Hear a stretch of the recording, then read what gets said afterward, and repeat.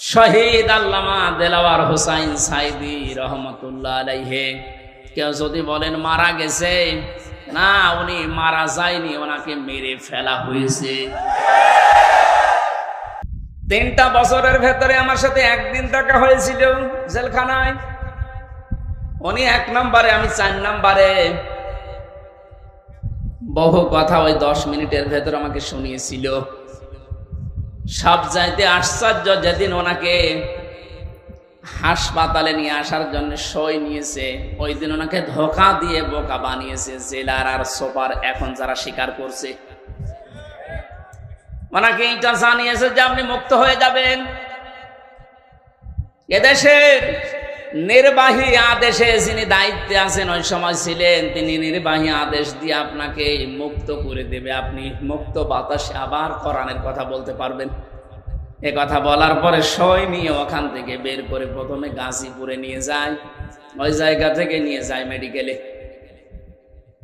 ওখানে যাবার পর গাড়ি থেকে নামার সময় যে হাসিটা দেখেছিলেন আপনারা, আমরা তো জানি না, পরের দিন শুনলাম মারা গেছে। এখন ভিডিওতে দেখতে পাচ্ছি যে হাসিটা উনি দিয়েছিলেন, ওনার বিশ্বাস ছিল আমি আবার মুক্ত জীবনে কোরআনের কথা বলতে পারবো। কিন্তু ষড়যন্ত্র করে ওপরের নির্দেশে, বিশেষ করে ডাক্তার নামে কলঙ্ক, আল্লাহর পরে মানুষ যদি কাউকে বিশ্বাস করে থাকে সেটার নাম ডাক্তার। আর এই কোলাঙ্গার ডাক্তার মোস্তফা জামান, এখন আরো 2 জন আছে, এরা ভেতরে নিয়ে ইনজেকশন পুশ করে লোকটাকে দুনিয়া থেকে শহীদ করে দিল। অনেক যদি অসুস্থ হবে, আপনি বাস্তবতায় টের পান না। কোন মানুষকে ওইভাবে অসুস্থ অবস্থায় হাসতে কোনোদিন আপনি দেখেছেন? সুতরাং উনি মারা গিয়েছে কখনো না, আমি বিশ্বাসও করি না, কোনোদিন বলিও না। উনি শাহাদতের মর্যাদা পেয়েছেন, কারণ সারা জীবন ওনার মোনাজাত ছিল আল্লাহুম্মা ইন্নী আসআলুকা শাহাদাতান ফি সাবিলিক। হে আল্লাহ, আমার সাধারণ ভাবে মরণ দিও না, মরণ দিলে তুমি শাহাদতের মরণ দিও। বহু মানুষকে হাসপাতালে আমি এই জেলখানার গেট দিয়ে বের হয়ে যেতে দেখেছি, জেলের ভেতরেই হয়তো মারা গেছে, কিন্তু নিয়ে যে প্রচার করে যে উনি মারা গেছে চিকিৎসাধীন অবস্থায়, অথচ জেলের ভেতরে মরে যায় অনেকে। এই জন্য আমার প্রতিদিনের তাহাজ্জুদের নামাজের দোয়া এইটাই ছিল, আল্লাহ তুমি আমাকে এইভাবে সাধারণ মরণ দিও না। আল্লাহুম্মা ইন্নী আসআলুকা শাহাদাতান ফি সাবিলিক ওয়াজআল মাউতি ফি বালাদি রাসূলিক। হযরত ওমর এই দোয়া করতেন। এই প্রথম টোকা আমি মাঝে মাঝেই বলেছি, আল্লাহ তুমি যদি মরণ আমাকে দাও তো শাহাদতের মরণ দিও। কোরআনের পাখির সারা জীবনের মোনাজাত ছিল এইটা, আল্লাহ তুমি আমাকে শাহাদতের মরণ দিও। এই জন্য উনি শাহাদতই পেয়েছেন। শাহাদত যারা বরণ করিয়েছে তাদের শাহাদত এখন বরণ করানো লাগবে না, এরা তো আর শাহাদত পাবে না, কারণ জালেমদের ভাগ্যে আল্লাহ শাহাদতে শব্দ দেয়নি। আল্লাহু লা ইয়াহদিল কওমাস সালিমিন। আল্লাহ পাক বলেন জালেমদেরকে আমি আল্লাহ হেদায়েত দেই না, পথ দেখাই না। সুতরাং যারা জুলুম করে মানুষের জীবন নষ্ট করে দিয়েছেন, সে শাহাদতের মরণ পেয়ে জান্নাতের পাখি হয়ে উড়ে বেড়াচ্ছে, তা আপনি কি করলেন? আপনি তো হেদায়েত থেকে চিরবঞ্চিত হয়ে গেলেন। যার ইশারায় যা করেছিলেন এখন তো সব উলটপালট হয়ে যাচ্ছে। আজকেই সাবেক অবৈধ আইন মন্ত্রী আনিসুল হকের বক্তব্য, আমি যা করেছি এতদিন সব করেছি হাসিনার কথা মতো। ঠেলা সামলাইবার শুধু এ না, এদেশে যত মানুষ অত্যাচার জুলুম নির্যাতন চালিয়েছে প্রত্যেককে যদি রিমান্ডে আমার সাথে যা করেছে ওইটুকু করে, ও সব সত্য কথা বলবে। মাটির নিচে নিয়েছিল, মাটির নিচে নিয়ে চোখ বাঁধা কালো কাপড় দিয়ে, পেছনে হাত বাঁধা। পেছনে যদি এমনি হাত বাঁধে, হ্যান্ডকাপ, ওটা এমনিতে হাত কেটে যায়।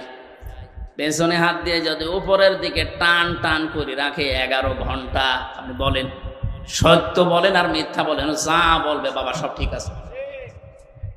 এই জন্য আমি এখন দাবি জানাই, আমার মুখ দিয়ে যারা এরকম উল্টা পাল্টা কথা, আমি তো বলি নাই একটা ওই 11 ঘন্টা দাঁড় করানোর পরও আমি বলি নাই 10 দিন রিমান্ড, আমি একটা কথাও না, আমি এগুলো করি নাই। আপনি আন্দাজে জোর করে বলাবেন। যে অবস্থায় আমাকে নিয়েছিল, আমার তো এখন মনে হচ্ছে ওই মানুষগুলোকে কাউন্টার টেররিজমে যে যার সন্তানগুলো ছিল, আলেমদেরকে যারা সবচাইতে বেশি কষ্ট দিয়েছে, এই মনিরুল, এই হারুন, আসাদুজ্জামান, আব্দুল মান্নান, আতিকুর রহমান, নাম ধরে বলছে এগুলো মানুষ নামে কলঙ্ক। মানুষ হয়ে মানুষকে এত কষ্ট দিতে পারে, আমি না দেখলে বিশ্বাস করতাম না। 10টা দিন গেছে আমার 10 বছরের মতো, ঘুম তো নেই। আন্দাজে কষ্ট আপনি কেন দিলেন? নিজেরাই মাঝে মাঝে বলা করতে, হুজুর কিছু জানি না, আমরাও জানি। টিপ্পনি কাটতো, একে অন্যের সাথে হাসি তামাশা করতো। আমার নামাজ পর্যন্ত 4 ওয়াক্ত পড়তেই দেয়নি, জোহর, আসর, মাগরিব, আমি ইশারায় পড়েছি, কারণ আমি জানি না এখন দিন না রাত। এখনো পর্যন্ত জালেমদের পক্ষে যারা সাফাই গাছেন, আমাদের কি দোষ আপনি সেটা পাচ্ছেন না। কোন দোষ যদি দেশের জালেমদের নাও থাকে, শুধুমাত্র আয়না ঘরের বিচার করলো আপনার ফাঁসি হবে। আপনি জানেন আয়না ঘর কি? ব্যারিস্টার আজমি, ব্যারিস্টার আরমান, আমান আজমি, আপনি কি জবাব দেবেন তার মা বাবার কাছে, তার স্ত্রীর কাছে, তার ওই ছোট ছোট বাচ্চাদের কাছে কি জবাব দেবেন বলতে পারেন? পারবেন না। এরপরও আপনি মাইকে, এরপরও লাইভ করছেন যে আমার কি অপরাধ, আমি দেশ ত্যাগ করলাম, আমি তো এখনো খুঁজে পাই না। খুঁজে পাচ্ছেন না। কোন দোষ যদি আপনার নাও থাকে, সবচাইতে বড় দোষ এই আপনি আয়না ঘর বানিয়েছেন।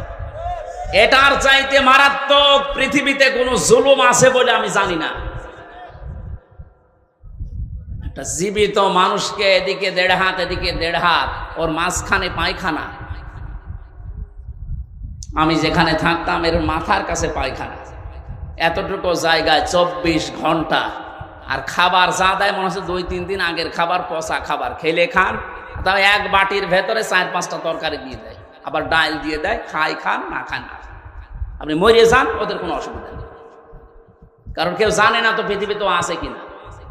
এমন জায়গায় এমন ভয়ঙ্কর, এমনিতেই মানুষ হার্ট ফেল করে মরে যাবে।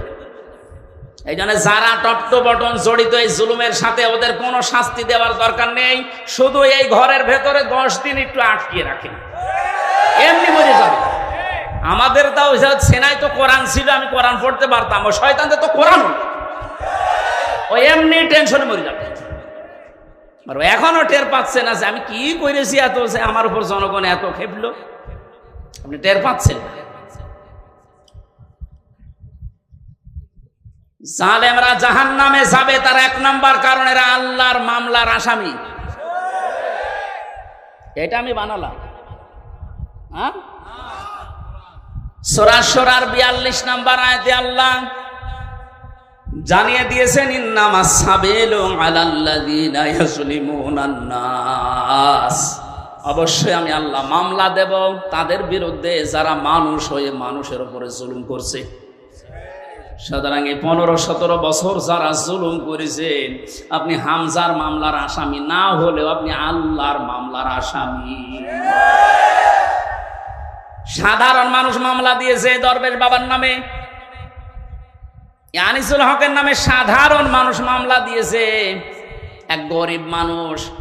তারপরেও ওই বাংলাদেশে হাজার হাজার লক্ষ উকিল থাকার পরেও এই লোকটার পক্ষে কোনো উকিল এখনো দাঁড়ায়নি। আর আপনি তো সাধারণ মানুষের মামলার আসামি না, আপনি সরাসরি আল্লাহর মামলার আসামি।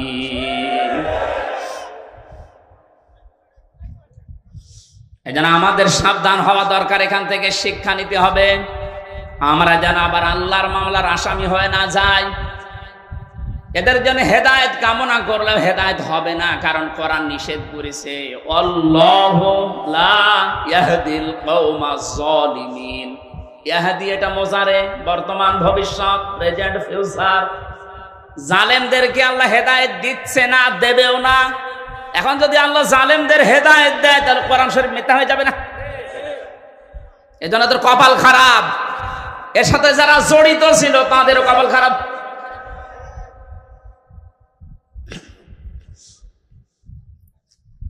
ফরিদপুরবাসী বড় ব্যথা নিয়ে কথা বলছি। এই জালেমদের জুলুমের কারণে আমার ছোট মেয়েটা আজ পর্যন্ত আমার চিনে না, আমার কাছেও আসতে চায় না, ভয় পায়। কি করেছিলাম? হ্যাঁ, কোরআন হাদিসের কথাগুলো ওপেন ভাবে বলতাম, গোপন রাখতাম না, এইটাই আমার অপরাধ। এতটুকুর জন্য আপনি 3টা বছর আমার নষ্ট করবেন আর এত কষ্ট আমার দেবেন? এটা ধরে নিয়েছে বুঝিয়ে তো ছেড়ে দিলেই হয়তো যে এইভাবে বলতে নেই, আমি তো সংশোধন হয়ে যেতাম। ওর 8 মাস 9 মাস বয়সে আমি রেখে এসেছিলাম, 3 বছর পরে এখন ওর বয়স 4 বছর, এখনো পর্যন্ত স্বাভাবিক না, আমার কাছে আসতে চায় না। কেন আপনি কাজ করলেন? কি জবাব দেবেন বলেন তো? এই জন্যই মাওলানা মামুনুল হক এই কথাটা বারবার আমাকে শোনাতেন, জালেমদের বেঈমানদের কোনো জানাজা নেই, জানাজা মানে তাকে সাক্ষী দিয়ে আল্লাহর কাছে পৌঁছিয়ে দেয় যে ভালো ছিল, এ কথা বলা যাবে? এই জন্য আমরা সাবধান হচ্ছি, আপনাদেরকেও সাবধান করছি। এখনো জুলুমের পক্ষে যদি আপনি স্ট্যাটাস দিয়ে যান, জুলুমের পক্ষে ছাপায় গান, আপনিও জালেম, আপনিও চিহ্নিত। আপনি মারা গেলে আপনার জানাজা পড়া, কবরে দেওয়া জায়েজ নেই, কারণ আপনি এমনিতেও জাহান্নামে যাবেন, অমনিও জাহান্নামে যাবেন। জালেমের জন্য জান্নাত হারাম। কথা বলছেন এখন? জালেমের জন্য জান্নাত হারাম, মানে জালেম হচ্ছে আল্লাহর মামলার আসামি। এটা ছোটখাটো বিষয় না, অনেক ওজনওয়ালা কথা আল্লাহর। আমরা অনেকেই মনে করি আল্লাহ কি দেখে না, ব্যারিস্টার আর মানে এই কষ্ট কি আল্লাহ দেখে নাই? হাওয়ালা তাহসাবান্নাল্লাহা গাফিলান আম্মা ইয়ামালুজ যালিমুন, ইন্নামা ইউআখিরুহুম লিয়াউমিন তাশখাসু ফীহিল আবসার। আল্লাহ পাক বলেন, হে নবী, আপনি কি মনে করেন যে জালেমদের সম্পর্কে আমি কোনো খোঁজ রাখি না? আমি সবচাইতে বেশি খবর রাখি জালেমদের ব্যাপারে। ওদেরকে আমি ছাড় দিয়েছি ওই দিন পর্যন্ত যেদিন চক্ষু উল্টিয়ে যাবে। আজ ঠিক তাই হচ্ছে। জালেমদের সাথে দেশের মানুষেরা এমন আচরণ করেছে, অনেকেই চোখ উল্টিয়ে আটকে উঠছে। হলো কি? বিশেষ করে ঝিনাইদহ কিরণ চেয়ারম্যান, ওরে পিটিয়ে মেরে এ জালেমকে গাছের সাথে না, ওই পিলারের সাথে টাঙিয়ে মরার পর পিটিয়েছে। দুনিয়া আটকে উঠেছে। হচ্ছে কি? আবু সাইদকে যে লোকটা সজ্ঞানে স্বেচ্ছায় গুলি করে হত্যা করেছিল, তার এই জনগণ পিটিয়ে ন্যাংটা করে টাঙিয়ে রেখেছে, তাও উল্টো করে। ইন্নামা ইউআখিরুহুম লিয়াউমিন তাশখাসু ফীহিল আবসার। আমার তো মনে হচ্ছে কোরআনের এই আয়াত এখন খাপের খাপ, মমতাজের বাপ সব মিলিয়ে যাচ্ছে। জালেমদেরকে আমি আর একটা স্মরণ করাচ্ছি, এখনো যারা জালেমদের পক্ষে কথা বলেন, যা জালেমদের পক্ষে যারা আছেন তারা সাবধান হন। কোন জালেম যদি টার্গেট নাই কোন জায়গায় পৌঁছাতে, আমার আল্লাহ বলেন ওকে আমি ছাড় দিতে দিতে এমন জায়গায় পৌঁছাই, ওই সফলতা পাওয়ার আগে ওর তার আমি কেটে দেই। এটা তাফসীরে তাবারীর ভেতরে আছে, যদিও দুর্বল, তার জন্য শিক্ষার জন্য আমি বলছি। হযরতে হুদ আলাইহিস সালাম দাওয়াতি কাজ করছিলেন, সবচেয়ে বেশি বাধা তাকে দিয়েছিল ওই জামানায় যে লোকটার নাম আমরা শুনি জান্নাত বানিয়েছিল, সাদ্দাত। যখন হযরতে হুদ আলাইহিস সালাম দাওয়াত নিয়ে গেলেন, যে জান্নাতের কথা জাহান্নামের কথা তাকে শোনালেন, আল্লাহর নাফরমান বান্দা ডাক দিয়ে বলে, তুমি আল্লাহর নবী দাবি করো, তোমার আল্লাহর জান্নাত আমার লাগবে না, আমি নিজে জান্নাত বানাবো, তুমি শুধু জান্নাতের আইটেম গুলো বলো যে কি কি পাওয়া যাবে।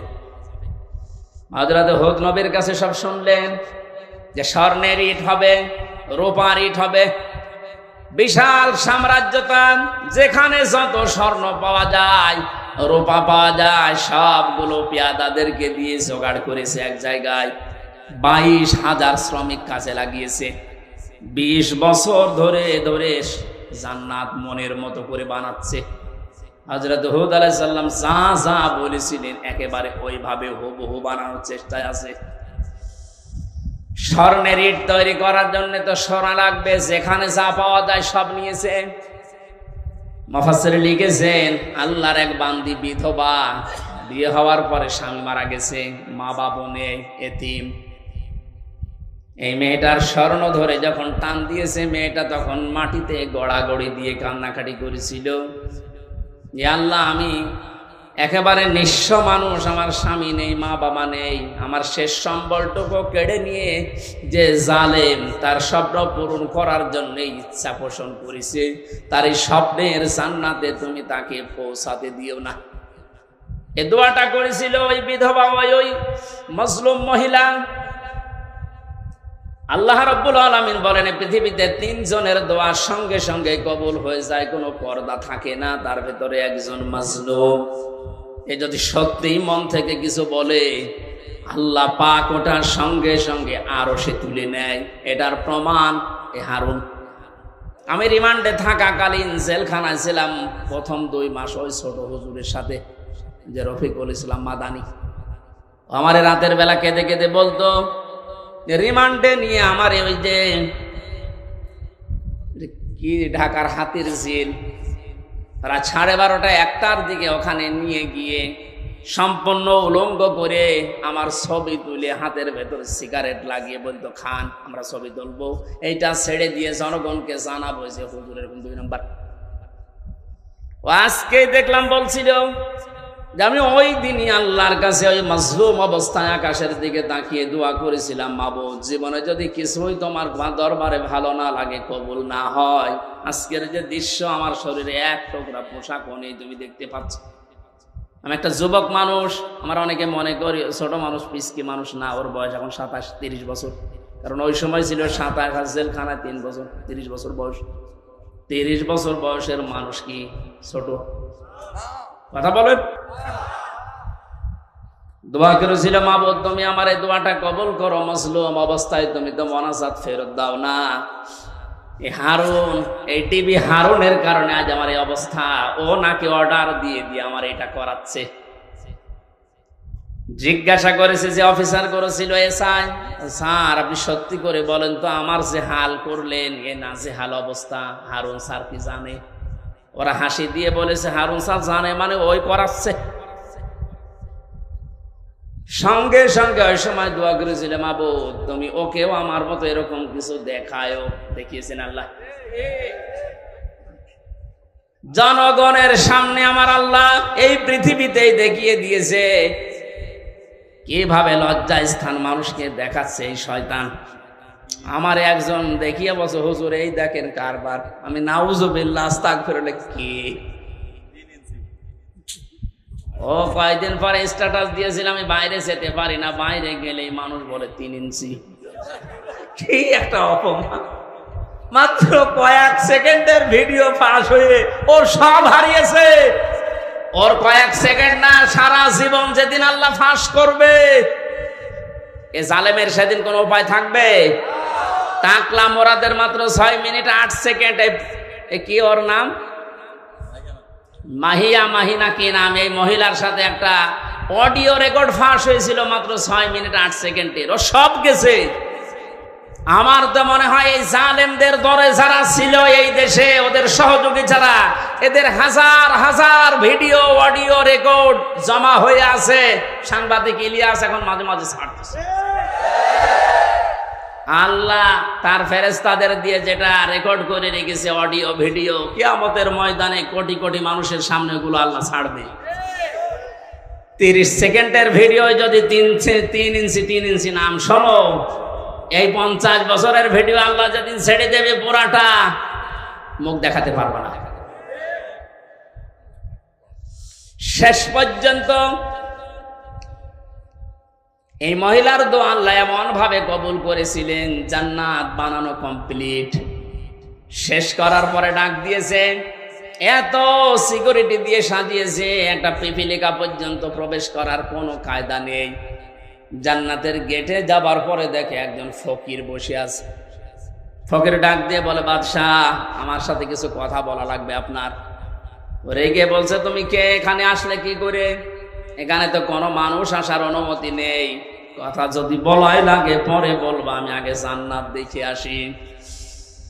ফকির ডাক দিয়ে কানের কাছে মুখ নিয়ে বলছে, বাদশাহ আমি কিন্তু দুনিয়ার সাধারণ ফকির না, আমি আজরাইল। মাথাটা একটু কাত করো ঘোড়া থেকে, আমি কথাটা বলে চলে যাব। কানের কাছে মুখ নিয়ে বলছে, আমি এসেছি তোমার জান কবজ করার জন্য, রেডি হও। ওই সময় বলেছিল, ফেরেশতা একটু সময় দাও, আমি শুধু জান্নাতটা ঘুরে এখানে আসার পরে আমার জানটা নিয়ে নিও। ফেরেশতা ওই সময় বলেছে, কখনোই না। ইদা জা আজালুহুম লা ইস্তাখিরুনা সাআতান ওয়া লা ইস্তাকদিমুন। আল্লাহ পাক বলেন, এই পৃথিবীতে যখন যার সময় এসে যাবে, 1 সেকেন্ড আগেও তার মরণ হবে না, 1 সেকেন্ড পরেও মরণ হবে না। নির্ধারিত সময় লোকটাকে আল্লাহ বিদায় দিয়ে দেবে। এরপরেও ঘোড়ার পা থেকে জান্নাত পর্যন্ত পৌঁছাতে ও সর্বাত্মক চেষ্টা চালিয়েছিল। আল্লাহর ফেরেশতা ঘোড়া থেকে পা জান্নাতের যে বানানো জান্নাত ওর চৌকাঠ পর্যন্ত স্পর্শ করার আগেই জান কবজ করে ফেলেছে। মুফাসসিরে আয়াতে আর তাফসীর করতে গিয়ে তিনি কয়েকটা কারণ দিয়েছেন কেন জান্নাতে প্রবেশ করতে পারলো না ওর বানানো। 1 নম্বরে আমি প্রায় এখানে 26টা কারণ পড়েছিলাম, সবগুলো আমার মনেও নেই, কয়েকটা বলছি। প্রথম নাম্বারে কারণ হচ্ছে ওই যে মজলুম মহিলা, যার শেষ সম্বলটুকু কেড়ে জালেম তার স্বপ্ন পূরণ করার জন্য চেষ্টা করেছিল, ওই মহিলার দোয়া আল্লাহ কবুল করে নিয়েছিলেন। রব্বুল আলামিন আমার শেষ সম্বলটুকু যে কেড়ে নিল, ওই জালেম যেন তার বানানো স্বপ্নে প্রবেশ করতে না পারে। আজও হাজার হাজার আবু সাইদ মুগ্ধ, আবু রায়হান সহ কত মানুষের মার বাবা রাতের বেলা চোখের পানি ছেড়ে দিয়ে দোয়া করেছে, আল্লাহ আমার বুকটা যে খালি করে দিল, তাকে তুমি জমিনে জায়গা দিও না। নবীজির কথা 100% সত্য কিনা বলেন তো? উনি যে বলেছিলেন মজলুমের দোয়া আল্লাহ ফেরত দেয় না, আবু সাইদের মায়ের দোয়া আল্লাহ ফেরত দিয়েছে। বাংলার জমিনে আল্লাহ জায়গা দেয়নি, 1 ইঞ্চি জায়গা তার জন্য এখন আর বৈধ না। যত মামলা এখন শুরু হয়েছে, এভাবে যদি চলতে থাকে 8-10 দিন, আশ্রয় যেখানে নিয়েছে, যারা সুশীল সমাজ আছে দাবি করছে, ওরা বলছে ওই দেশেও তারে আর জায়গা দেবে না, ওখান থেকেও বিদায় দিতে বাধ্য হবে।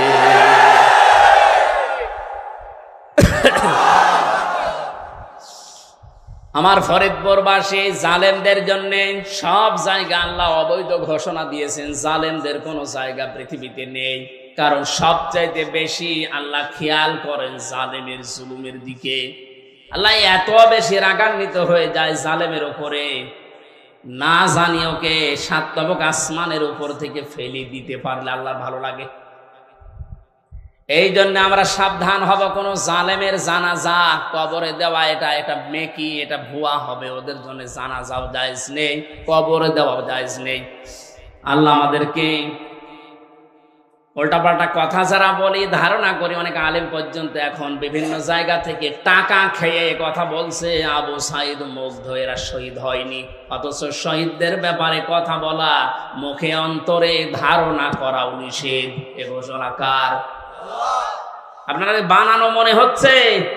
সূরা বাকারা, সূরা আলে ইমরানের আয়াত দিয়ে আমি দলিল দিয়েছি, মুখ দিয়েও বলবেন না কোনোদিন, অন্তরে ধারণাও করবেন না, কারণ এদের মর্যাদা এত বেশি আল্লাহর দরবারে, যাকে থেকে আল্লাহ শাহাদতের মরণ দেয় না।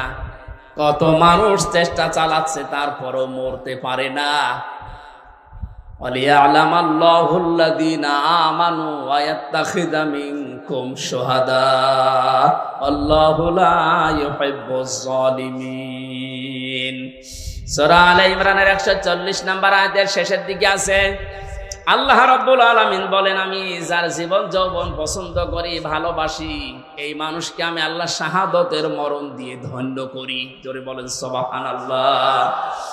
শহীদ আবু সাঈদ সাধারণ মনে হচ্ছে না, ওই ইসলামী আন্দোলনের একজন কর্মী ছিল। তাই একনিষ্ঠ কর্মী ছিল। এখন খোঁজ খবর নিয়ে যেটা দেখা যাচ্ছে, তার মানে জীবনে এমন এমন কাজে আঞ্জাম দিয়েছে, রাতের বেলা তার তাহাজ্জুদের নামাজ, চোখের পানি আল্লাহর দরবারে মনে হয় মঞ্জুর হয়েছে। সাধারণ ভাবে মরণ দেয়নি, আল্লাহ শাহাদতের মরণ জালেমের সামনে আল্লাহ দিয়েছেন। আয়াতের শেষের কথা ছিল, আল্লাহু লা ইউহিব্বুজ জালিমিন, আল্লাহ জালেমদেরকে ভালোবাসছেন না, বাসবেনও না। জোরে বলেন নাউজুবিল্লাহ। এখানে আহ্বান জানাচ্ছি, হাতে পায়ে ধরে বলছি, এখনো যারা জালেমদের পক্ষে আছেন, সাফাই গান, নিজের পায়ে নিজে কোড়াল মারবেন না, ফিরে আসেন। জালেমদের কোন জায়গা কিয়ামত পর্যন্ত এ জমিনে আর হবে না। আল্লাহ আমাদেরকে জালেমদের বিষয়গুলো বোঝার তৌফিক দিন। দরুদ পড়ছি নবীজির উপরে সাল্লাল্লাহু আলাইহি ওয়াসাল্লাম। কোরআনে কারীম থেকে আমরা দুইটা সূরা পড়েছি, সূরা আলাম নাশরাহ এবং সূরা আন-নাসর। আমরা তাফসীর আকারে কথা বলবো, যেহেতু এখানে লেখা আছে।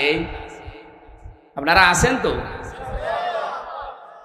বিজয় পেয়েছে অনেকেই মনে করছে কি না কি হনরে হনুমান হয়ে যাচ্ছেন না, কি করা লাগবে কোরআন থেকে শুনে।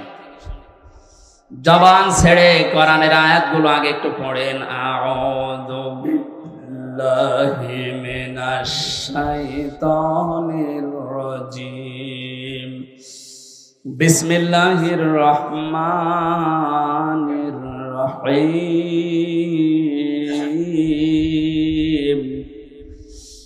ইযা জাআ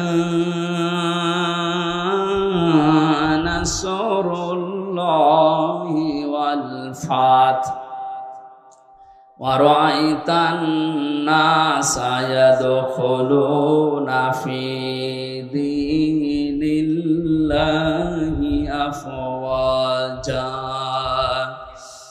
ফাসাব্বিহ বিহামদি রাব্বিকা ওয়াস্তাগফির ইন্নাহু কানা তাওয়াবা। সাদাকাল্লাহুল আযীম। সূরা নসর। কি সূরা বলেন তো? কোরআনে 3 আয়াত বিশিষ্ট 3টা সূরা আছে, আসর, নসর আর কাউসার। আমরা অনেকে মনে করি সূরা কাউসারের 3 আয়াত আর বাকি আয়াতে না।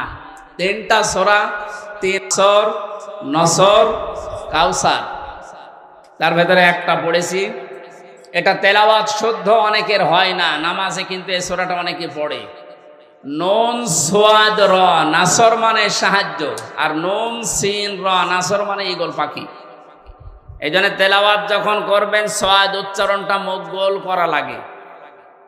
আল্লাহ পাক জানিয়েছেন, ইযা জাআ নাসরুল্লাহি ওয়াল ফাত, যখন আসবে আল্লাহর সাহায্য, হে নবী আপনি তখন বিজয় দেখতে পাবেন। 15 বছর বহু মজলুম দোয়া করেছে, জেলখানায় এখনো পর্যন্ত বহু মজলুম পড়ে আছে। বিশেষ করে মাওলানা জসিমউদ্দিন রহমানী সহ হাজারো আলেম এখনো পর্যন্ত জেলখানায় আছে। এই জালেমের জুলুমে জীবনটা তাদের শেষ হয়ে গেছে। কোরআনের এই অনুষ্ঠান থেকে এই মাজলুমদের মুক্তির দাবি করছি, বলেন আমিন। মজলুমের পক্ষে যেহেতু আমার আল্লাহ আছেন, ইব্রাহিম নবী মজলুম থাকার কারণে যারা তার পক্ষে ছিল তাদেরই দাম আল্লাহ বাড়িয়ে দিয়েছিলেন। একটা ব্যাঙের প্রসাব পর্যন্ত আল্লাহ পাক বানিয়ে দিয়েছেন হযরত ইব্রাহিমের পক্ষে থাকার কারণে। আজ হাজার হাজার মজলুম মানুষ, এই যে বিডিআর, আমি 900-র উপরে বিডিআর পেয়েছিলাম। আমার উপর তলায় যারা থাকতো অধিকাংশ বিডিআর মামলা কিচ্ছু জানে না, 14 বছর জেল খাটতেছে। বিশেষ করে মুন্সিগঞ্জের কয়েকজন আর পঞ্চগড়ের এক মুরব্বী, এত ভালো মানুষ আমার জীবনে জেলখানায় আমি পাইনি। ওরা কোরআন শরীফ মাথায় নিয়ে, হাতে নিয়ে, বুকে নিয়ে বলতো, হুজুর আমি কিচ্ছু জানি না, আর 1 বছর পরে রিটায়ার্ড হয়ে যাব, শান্তিতে আছি। তো কি জানো কি হয়ে গেল আমার, এই যে বেকার ভরে 14 বছর আটকে রেখেছি। এখন যিনি দায়িত্বে আছেন, স্বরাষ্ট্র উপদেষ্টার দায়িত্ব পেয়েছেন জাহাঙ্গীর আলম, এ লোকটা কিন্তু ওই বিষয়গুলো সব তার নখদর্পণে আছে। এবার জালেমরা টের পাবে। ধোঁকা দিয়ে বোকা বানিয়ে মানুষের চোখে ধুলো দিয়ে বহু চিটারি বাটপারি করেছেন, এখন আর ছাড় নেই। আমরা এখান থেকে আহ্বান জানাচ্ছি, যারা দায়িত্বে আছেন বিচার ব্যবস্থায়, বিচার বিভাগে, খুব তাড়াতাড়ি এই বিডিআর মামলায় যারা আছে, বিনা কারণে যারা বছরের পর 14 বছর জেলখানায় আছে, কিচ্ছু জানে না, ওদেরকে আমার মনে হয় শাস্তি দিলেও খুব বেশি হলো 7 বছর দেওয়া যেত। ওরা বলতো, হুজুর আমরা যদি অপরাধ করেও থাকি, বিদ্রোহ করে থাকি, আমাদের 7 বছর জেল হয়, অথচ বিনা কারণে 14 বছর আমি জেলে। এত বড় জুলুম আর সহ্য করা হবে না। যারা দায়িত্বে আছেন আহ্বান জানায়, বাংলার লক্ষ লক্ষ তাওহীদি জনতা নিয়ে এই নিরপরাধ মানুষদেরকে বিনা বিচারে বিনা হিসাবে ছেড়ে দেওয়া লাগবে। কোনো অপরাধ নেই এদের, একজনের রাগের ফসল এগুলো, প্রতিহিংসার ফসল। এই মানুষগুলো সত্যি ভালো মানুষ আমার দৃষ্টিতে, আমি যা দেখেছিলাম এদের জীবন চরিত্র, নামাজ রোজা এবং আল্লাহর যে ঈমান, আল্লাহর প্রতি তাদের, এই কথাগুলো বাস্তবে আমি দেখে এসেছি। এই কারণে বলছি, যারা বিডিআর হত্যা মামলার নাম নিয়ে, পিলখানার নাম নিয়ে এই নিরপরাধ মানুষকে, অপরাধ করে থাকলে আপনি প্রমাণ পেলে তার বিচার করেন, কিন্তু নিরপরাধ যারা বিচার হওয়ার পরও তারা মাত্র 7 বছর জেল হওয়ার কথা, 14 বছর কোন কারণে একটা মানুষের মুখ রাখতে গিয়ে আপনি তারা জেলখানা রাখবেন? এই জন্য দায়িত্বে যারা আছেন, এই বিচার ব্যবস্থা একটু তাড়াতাড়ি কাজ করে তাদের ছেড়ে দেওয়া হোক। অন্তত জীবনের শেষ কয়েকটা দিন স্ত্রী পুত্র সন্তান আদি নিয়ে দুনিয়া একটু কাটিয়ে যাক। পঞ্চগড়ের এই মুরব্বীটা, কি নাম যেন, আব্দুল মতিন না কি নাম, এরকম বহু মানুষকে দেখেছিলাম। ওদের দুঃখ কষ্ট আল্লাহর আরশ পর্যন্ত কেঁপে যাওয়ার কথা। আল্লাহ এমনি এমনি তো জালেমকে বিদায় দেয়নি। বহু মানুষের এই শব্দ লোকি আছে, বহু মানুষের চোখের পানি, বুক ফাটা পানি, হাজারো মানুষের এগুলো জমা হয়ে আছে। আল্লাহ একবারে সব ছেড়ে দিয়েছে। পাপ যখন একেবারে শের পুজে গেছে, পরিপূর্ণ হয়ে গেছে, আল্লাহ বলেন, ইন্না বাদশা রব্বিকা লাশাদীদ, আমি ধরি না, কিন্তু ধরলে আমি আর ছাড়ি না। আল্লাহ যখন ধরেছে আর কিন্তু ছাড় নেই, কারণ এখন আল্লাহর সাহায্য এসে গেছে, বিজয় আমরা এখন দেখতে পাচ্ছি। আয়াতের পরবর্তী আয়াতটা এখন আমরা দেখতে চাই। অরাইতান নাস ইয়াদখুলুনা ফি দীনিল্লাহ, হে নবী আপনি যখন দেখবেন আল্লাহর সাহায্য চলে এসেছে, তখন বিজয় দেখতে পাবেন। দলে দলে মানুষ ইসলামে প্রবেশ করছে। আজ আমাদের এই দেশে কিন্তু এই দৃশ্য আমরা এখন অলরেডি দেখতে পাচ্ছি। দলমত এখন আর নেই, সবাই এখন দলে দলে পালে পালে ইসলামে প্রবেশ করছে, বিশেষ করে ইসলামী আন্দোলনে। এই যে শব্দটা কি ছিল, ফি দীনিল্লাহ, দিন কার? আল্লাহর দিনের ভেতরে। দিন কার? দিন আমাদের। কথা বলেন, দিন মুহাম্মদুর রাসূলুল্লাহর। কার দিন? আমরা কি না, আমরা দিনের খাদেম, আমরা দিনের মালিক না, আমরা দিনের কি খাদেম, কামলা, জন, মুনিশ, লেবার যাই বলেন, আমরা কেউ দিনের মালিক না। সুতরাং দিনের ভেতরে যারা প্রবেশ করছেন তাদেরকে ওয়েলকাম জানাচ্ছি, কারণ দিনের মালিক কে বলেন তো? আমরা কি খাদেম, বলেন কি কামলা, খাদেম, লেবার। আমি এই যে আজকের মাহফিলের যিনি আমার ডান পাশে আছে, অধ্যাপক নজরুল ইসলামের বাবা, উনি যদি বলে এই জমিনটা আমার মতো 10 জন মানুষকে বলছে আপনারা ধান লাগান, বিকাল 5টায় আপনাদের বেতন দিয়ে দেব। বিকাল 5টা পর্যন্ত আমরা ধান লাগাচ্ছি, আর 10 মিনিট বাকি আছে। কয় মিনিট? হ্যাঁ ছেলে অশোক, 10 মিনিট পরে বিকালে আমাদের বেতন দিয়ে দেবে। হঠাৎ 10 মিনিট আগেই দেখি 8-10 জন মস্তান এসেছে মোটরসাইকেল নিয়ে, আর সবার হাতে সোনার ছেলেদের এখন যা বের হচ্ছে ওইটা। বিভিন্ন বিশ্ববিদ্যালয়, কলেজ এবং বিভিন্ন জায়গা থেকে সোনার ছেলেদের যা ব্যবহার করতো, এটা এখন বের হচ্ছে না। দিনাজপুরের হাসে দানিশ কলেজ থেকে কয়েকদিন আগে পেয়েছে, আজকে পেয়েছে ইসলামী বিশ্ববিদ্যালয় কুষ্টিয়া থেকে। সোনার ছেলেরা কলম ব্যবহার করতো 1.5 হাত। এইরকম কলম নিয়ে 8-10 জন মস্তান মোটর সাইকেলে এসে বলছে, ওই এই ধান আর লাগানো যাবে না, ধান এখন আমরা তুলে ফেলবো। এখন জমির মালিক তো উনি নেই, আমরা 8-10 জন যারা ধান লাগিয়েছি কামলা খাদেম, আমরা যদি বলি ভাই আপনারা ধান তুলবেন তোলেন, কিন্তু আর 10 মিনিট পরে তুলেন, কারণ আমরা বেতন নিয়ে নেই।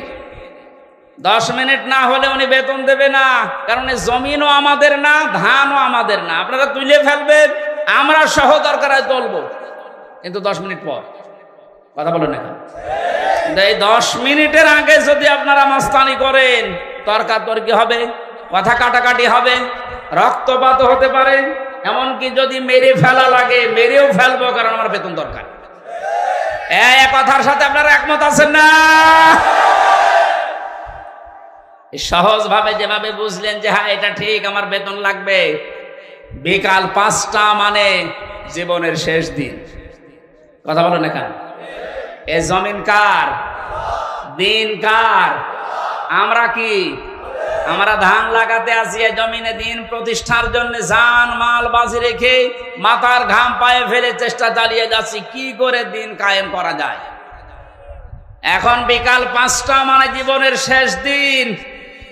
এদিন আসার আগে যদি কেউ বাধা দিতে আসেন, তর্কাতর্কি হবে, কথা কাটাকাটি হবে, রক্তপাত হবে। এই 17 বছর যা হচ্ছে,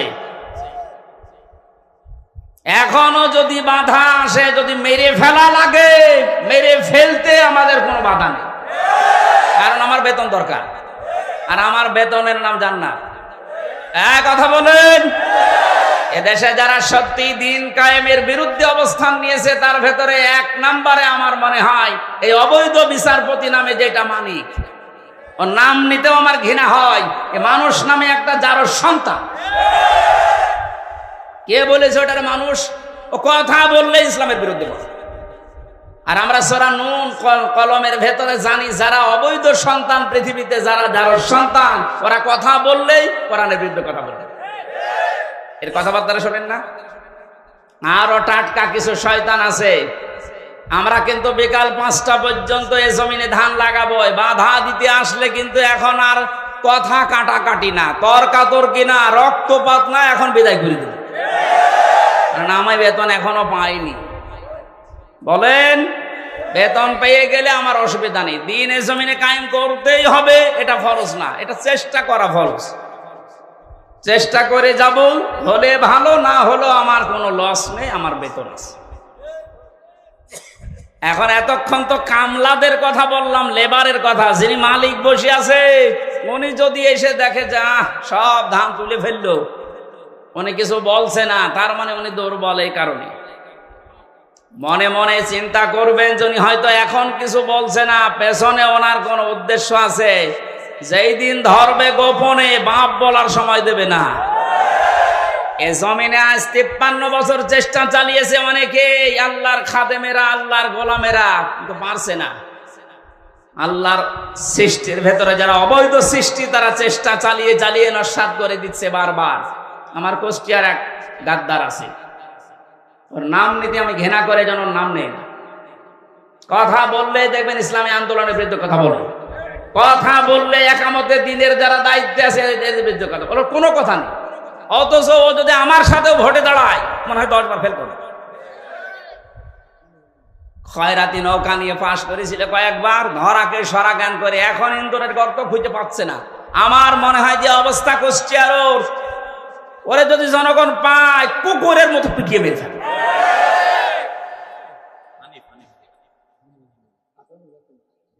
না, ও নুনো নাম আমি নেই না, নাম দেখো কি হক ননু দিয়েছে। শয়তান শয়তানি করার জায়গা পায় না। আর একজন বরিশালের আছে, এবার আর একটা শয়তান, কি মনন না কি নাম জানি, মনন না মেনন। মাত্র 4 দিন আগে এদের স্বাধীন হওয়ার, এই 5 তারিখে স্বাধীন হলো না, 4 দিন আগে শয়তানগুলো উঠে পড়ে লেগেছিল একটা জনগণের সেন্টিমেন্ট অন্যদিকে নজর ঘুরিয়ে দিতে, যে এদেশের ইসলামপন্থী যারা, তাদেরকে নিষিদ্ধ করে দাও। আল্লাহ চিরতরে ওদের নিষিদ্ধ করে দিয়েছে। যেন যুগে যুগে যারা জালেম আসবে তারা যেন শিক্ষা নেয়। ফেরাউনকে আল্লাহ এমনি সটকি দিয়ে রাখে নাই। আল্লাহ বলেন ওকে সটকি দিয়ে রাখলাম এই কারণে যুগে যুগে যারা স্বৈরাচার আসবে তারা যেন ওর লাশ দেখে শিক্ষা নেয়। সুতরাং আজও যারা জালেম তাদের অবস্থান এই 5 তারিখের পর থেকে যা হয়েছে, এখনো যদি আপনার পরিবর্তন না আসে, শিক্ষা না নেন, আমার মনে হয় আজরাইল আসার আগে আপনার পরিবর্তন নেই। সুতরাং আমাদের মালিক যিনি, উনি তো জমির মালিক ছিলেন। আমাদের এই জমিনের মালিক কে বলেন তো? উনি এখনো আছে না নেই? আমরা তো কামলাদেরই এই অবস্থা, খাদেমদের এই অবস্থা। যিনি মালিক আছে উনি কিন্তু দেখছে যে 53 বছরে আমার জমিনে দিন কায়েম হতে দিল না কারা। হয়তো উনি সরাসরি কিছু বলছে না, গোপনে যেদিন ধরবে না বাপ বলারও সময় পাবেন না। দাড়ি কেটে পালাতে গিয়ে পালাতে পারে না। এতে কত বড় শয়তান! আমি তো মাঝে মাঝে ওর দিকে এখন তাকিয়ে বলছি, আল্লাহ এই শয়তান আমি তো দেখিনি। যদি দেখতাম এই নমরের দিকে মনে হচ্ছে শয়তান, যদি দেখতাম এরকম হতো। নাম নিয়েছে আবার দরবেশ বাবা। দরবেশি যদি এই হয় তাহলে যেগুলো ক্লিন সেফ ওগুলো চরিত্র কত খারাপ। আপনি দরবেশি যদি এই করে, ওর দাড়ি কাটার পরে চিহ্ন দেখে মনে হচ্ছে যে একটা নমো না, কে যেন ডিম মেরেছিল। ডিম না, ওরা আরো কিছু মারা দরকার। ওর ডিম ওই জায়গায় না, বিভিন্ন জায়গায় ডিম দেওয়া দরকার। ওই শয়তানরা আমরা যখন আলেমদেরকে, বিশেষ করে মাওলানা মামুনুল হক, মাওলানা সাখাওয়াত হোসেন রাজি, আমির হামজা, এই রফিকুল ইসলাম মাদানী, হারুন ইসহার, এই আলেমদেরকে যখন এই দড়ি বেঁধে, মাজায় দড়ি দিত, হাতে হ্যান্ডকাপ দিত, পায়ে ডান্ডা বেড়ি দিত, এগুলো দিয়ে যখন আদালতে তুলতো, ওরা ওই পাশ থেকে টিপ্পনি কাট, ঠিকই হচ্ছে। এখন ডিম খাও, আমরাও এখন বলবো তো ঠিকই হচ্ছে।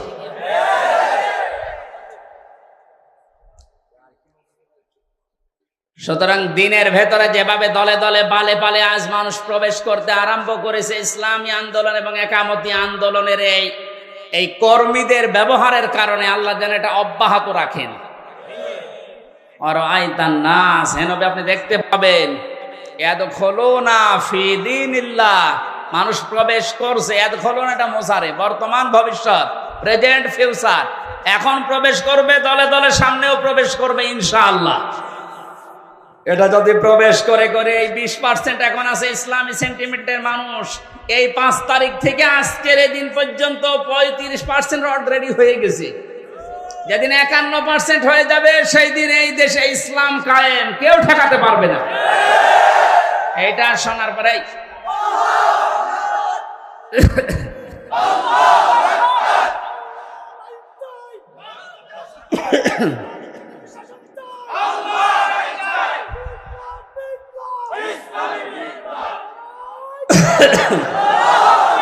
এই দৃশ্য দেখে অনেক জালেমের এখন গাত্রদাহ কিন্তু অলরেডি আরম্ভ হয়ে গেছে। ওরা তলে তলে ষড়যন্ত্র করছে, না অন্য কেউ আসুক, ইসলাম যেন দেশে না আসে। কিন্তু বাংলার জনগণ যেভাবে জুলুমের শিকার হয়েছিল, এরা কিন্তু অলরেডি বুঝে ফেলেছে যে ইসলাম ছাড়া মুক্তির আর কোনো পথ আমাদের নেই।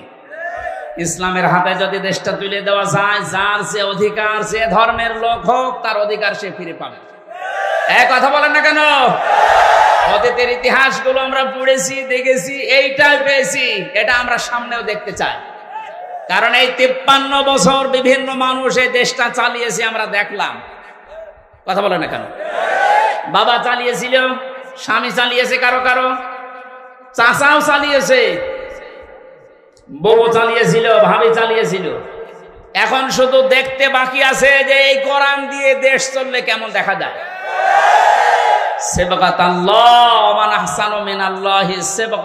আল্লাহ বলেন আমি আল্লাহর চাইতে সুন্দর রং পৃথিবীতে কারো নেই। সুতরাং এই রং দিয়ে যদি দেশটা ইউনিয়ন পরিষদ থেকে সংসদ পর্যন্ত চলে, এটা একটা মিনি জান্নাত হয়ে যাবে। মুসাফির অবস্থায় আছি, মাজলুম অবস্থায় এখনো আছি।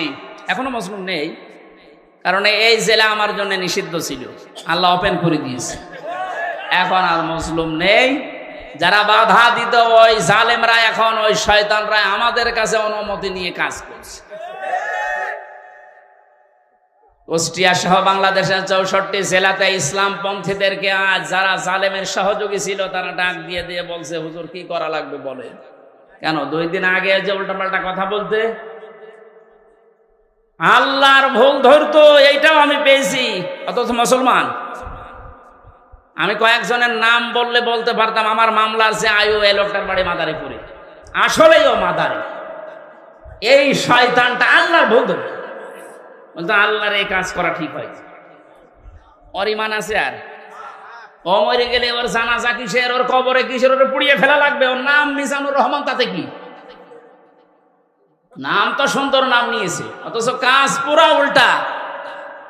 আমি আমারটা বলছি কারণ আমারটা আমি ভালো জানি। আমারে ধরার পরে আমার বাবার কাছে বলে 10 লাখ টাকা দেন, নয়তো মামলা দেবো 50টা। মনে হচ্ছে মামলাও বানাবে। কি বিচার চলছিল দেখেন তো।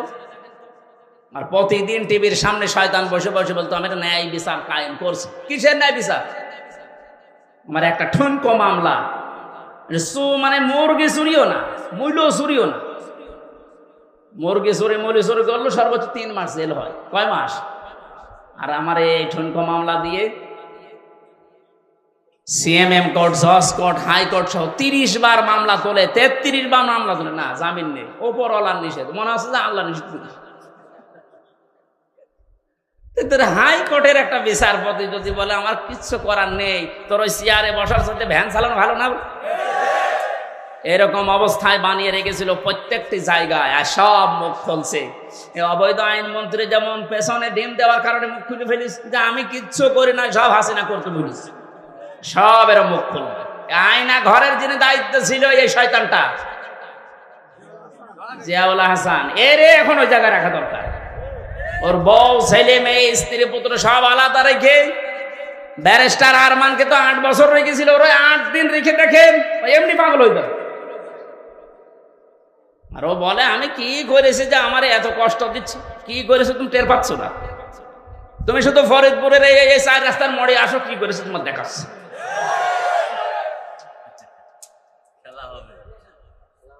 খেলা হবে, সে খেলা পালিস।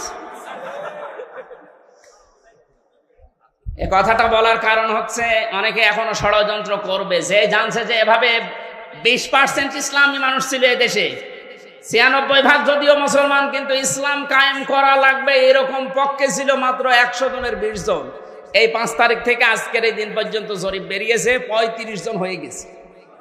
যদি আর একটু এভাবে যেতে যেতে 51 হয়ে যায়, এ দেশে ইসলাম কায়েম ঠেকাবে কার বাবার শক্তি আছে বল? এখন জালেমরা এই কথা, এই দৃশ্য দেখে বসে থাকবে? ওরাও চেষ্টা চালাচ্ছে, চেষ্টা চালিয়েও ব্যর্থ হচ্ছে বারবার। এখন আবার হিন্দুদের লাগিয়েছে, পারবে না, কোনো চেষ্টা সফল হবে না। কারণ এই দেশের বিজয় আল্লাহ, শুধু ছাত্রদের নাম বলছি, শুধু ছাত্রদের না, হাজার হাজার মজলুমের চোখের পানি এই বিদায়ের পেছনে লুকিয়ে আছে।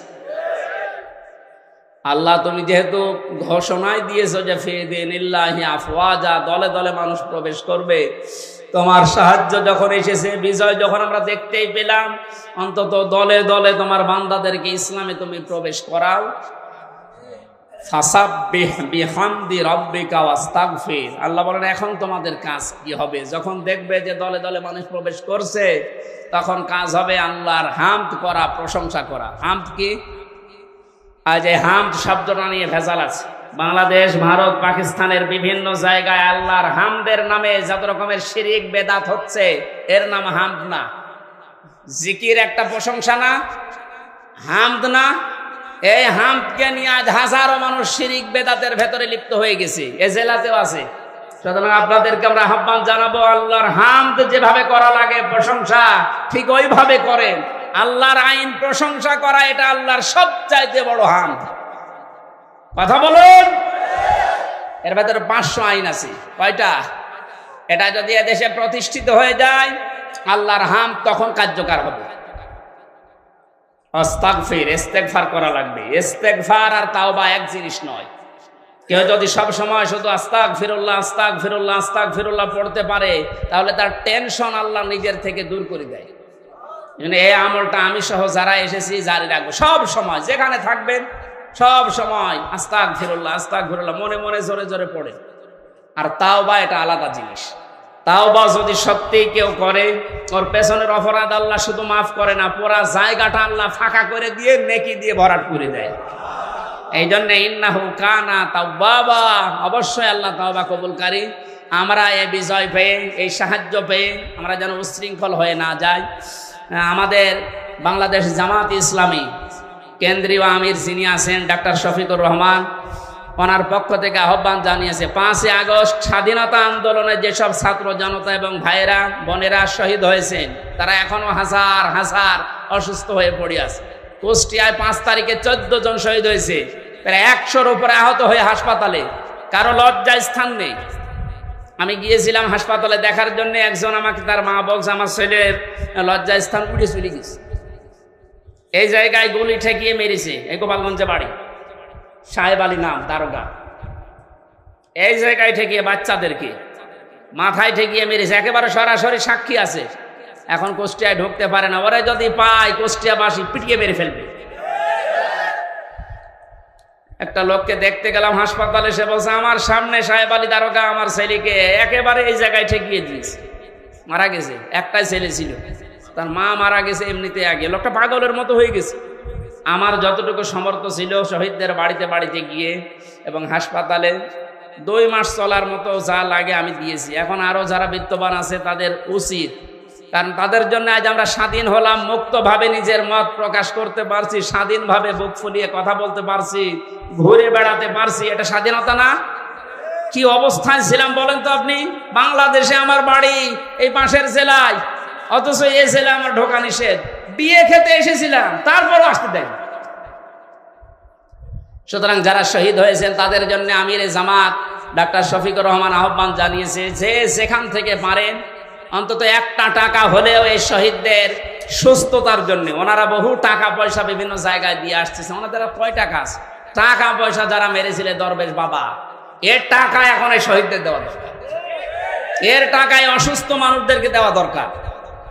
24,000 কোটি না কত টাকা যেন বাইরে পাচার করেছে, এক ব্যাংকে শুধু এত টাকা আছে দরবেশে। কিসের দরবেশ? এই জন্য বহু টাকা এখনো বাইরে যাদের পাচার করা আছে এই দেশে আছে, সব টাকাগুলো রাষ্ট্রে জমা দেওয়া দরকার। সব নিয়ে এসে রাষ্ট্রের উন্নয়নে কাজে লাগান, কোনো অসুবিধা নেই, দেশ দিন দিন উঠে যাবে। ওনার আহ্বান আপনাদের জানিয়ে দিলাম, যতটুকু সমর্থ আছে কেউ যাবেন না, যারা যাচ্ছে এনাদের কাছে দেন, এটা পৌঁছিয়ে দেওয়া হবে। ওনারা তো বিভিন্ন জেলায় এখন যাচ্ছে প্রত্যেক দিন। শহীদ আবু সাইদের বাড়িতে আমির জামাত 6 লক্ষ টাকা দিয়ে তার বাড়ি পর্যন্ত বানিয়ে দিয়েছে। মুগ্ধর বাড়িতে গিয়েছে, আবু রায়হানের বাড়ি ঠাকুরগাঁও, তার বাড়িতে গিয়েছে। এক মহিলা হিন্দু মারা গেছে বোনটা, তার বাড়িতে গিয়েছে। প্রত্যেকের বাড়িতে যাচ্ছে। আমি গরিব মানুষ, আমি যতটুকু পেরেছিলাম 3 বছরে জেলে আমার একদম শেষ করে দিয়েছে। আমি এখন পঙ্গু অবস্থায় আছি, এরপরও আমার যতটুকু সমর্থ আমি চেষ্টা চালাচ্ছি এবং চালাবো। আপনারা এই যারা যাচ্ছে একেবারে কিছু না পারলেও 5টা টাকা দেবে। এই রনসুরুল ভাই একটু ভেতরে কয়েকজন পাঠান তো, ছাত্ররা কই? কেউ যাবেন না, এটা একটা ইবাদত। মজলুমের পক্ষে দাঁড়ানো এটা একটা ইবাদত। আর ওই যে সামনে আমার গাড়ি আছে, আপনারা এই মাসখানেক আগে স্বাধীন হওয়ার আগে এসেছিলাম একটা বই নিয়ে, জেলখানায় লেখা বইটা অনেককে আপনারা উপহার দিয়েছেন, স্ত্রীকে, মেয়েকে, বউকে, আজকেও নিয়ে যাবেন। আজকে কয়েকটা আছে যে ওদেরকে পড়াবেন, পারিবারিক জীবনে শান্তি আসবে আশা করছি, কারণ এটা পারিবারিক জীবন নিয়ে লেখা। যারা যাচ্ছে আপনারা বের করে রাখেন, খুব তাড়াতাড়ি করেন। আগামীতে এই ফরিদপুরে যেখানে যেখানে অনুষ্ঠান হবে আমরা তাফসীর আকারে কথা বলবো। বিশেষ করে ডাক্তার শাহিন জর্দার ভাইয়ের একটা মাহফিল আছে কোমরপুর, ফরিদপুর কোমরপুরের ওখানে নেব একটা। এরপরে নূর ফাউন্ডেশন নামে একটা জায়গা আছে ফরিদপুর শহরে, ওখানে এই যে শহীদ আব্দুল কাদের মোল্লা, ওনার গ্রামের বাড়ি এই যে সদরপুরের কোথায় যেন, ওই গ্রামে যাবো ওই 7 তারিখের সামনে। মোনাজাত করবো আমরা। বসেন, যারা যাচ্ছে ওদের কাছে টাকা অবশ্যই দেবেন আপনি, যদি না থাকে পাশের কাছ থেকে অন্তত 10 টাকা হলে ভাগ করে দেবেন। সুবহানাল্লাহ, আলহামদুলিল্লাহ, লা ইলাহা ইল্লাল্লাহ। ওই যে সামনে মসজিদের সামনে গাড়িটা আছে আমার, সাদা গাড়ি, আপনার স্ত্রীকে পড়াবেন, কাজে লাগবে। স্ত্রীর বিষয়ে লেখা আছে, অনেক তথ্য আছে, আমি যেহেতু বলতে পারলাম না তাদের জন্য, ওইটা নিয়ে পড়াবেন। আল্লাহুম্মা আমিন। রব্বানা যালামনা আনফুসানা ওয়া ইল্লাম তাগফির লানা ওয়া তারহামনা লানাকুনান্না মিনাল খাসিরিন। রব্বুল আলামিন ফরিদপুর জেলার বোয়ালমারী থানার অন্তর্গত বাইতুল জান্নাত জামে মসজিদ ইসলামিয়া মাদ্রাসা এলাকার মানুষ মিলে কোরআনের আয়োজনে আঞ্জাম দিয়েছে। যতগুলো কথা বলেছি আল্লাহ তাআলা দুনিয়ায় আমল করার তৌফিক আমাদেরকে দান করো। সওয়াব যদি দিয়েই থাকো, এ দেশে যারা